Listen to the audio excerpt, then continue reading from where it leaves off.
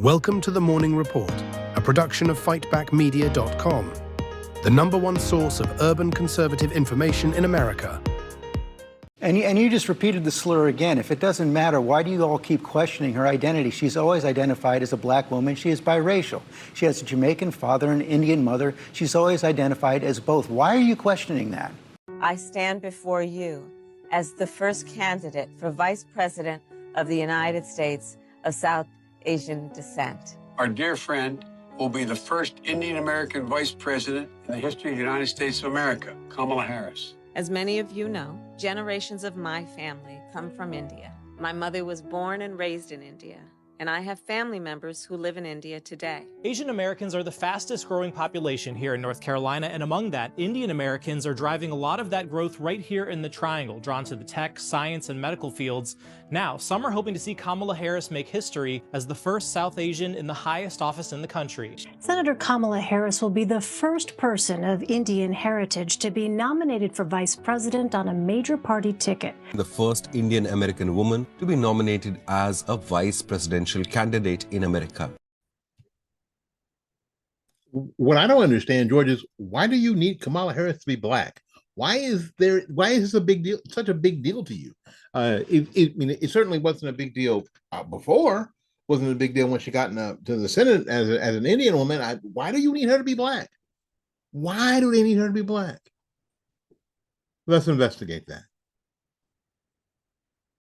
Black folks, every time I turn around, I just get more and more sick of y'all.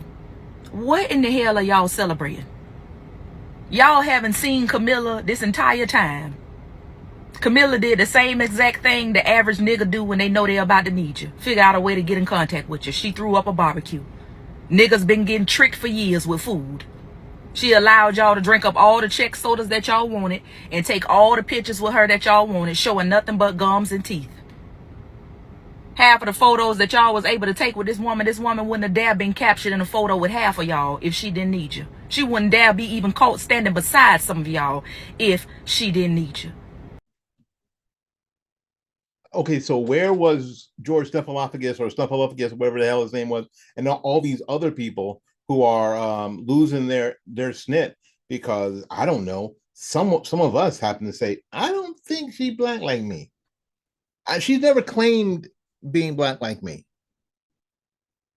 When, I don't know, the current president of the United States basically told all of us, me included, and some of y'all, that if we don't vote for him, if we can't tell the difference between Trump and him, then we ain't black. And Charlemagne the God sat right there and didn't do anything about it, and didn't come out later and didn't say anything about it, didn't denounce it, didn't do anything. And right now, he's sniffing up Kamala Harris's butt right now. And I ain't black. Y'all better go somewhere and do something. Listen, you got to come see us when you come to New York, VP Biden. I will. It's a long way until November. We got more questions. You got more questions, but I tell you, if you have a problem figuring out whether you're for me or Trump, then you ain't black. Well, George, first of all, this is something that's actually a conversation throughout social media right now. There are a lot of people who are trying to figure this out. But again, that's a side issue, not the main issue. The main issue. Sir, 1 second. You just did it. You just did it again. Of the United States. Why do you insist on questioning her racial identity? You want me to talk? George Stephanopoulos, whatever the hell his name is incensed. Absolutely incensed, and is staying on this point because they always want to tell you what they're most upset about, and they want to be able to define the narrative and keep the narrative where they want it. When Byron says, this really isn't the most important thing going on, and it really isn't. But it certainly is in the sense that they want you to stay here, even though we know what we know. It's more of the same. They want you to not believe your eyes, not believe your ears, not to know what you know, and definitely not to act on what you know.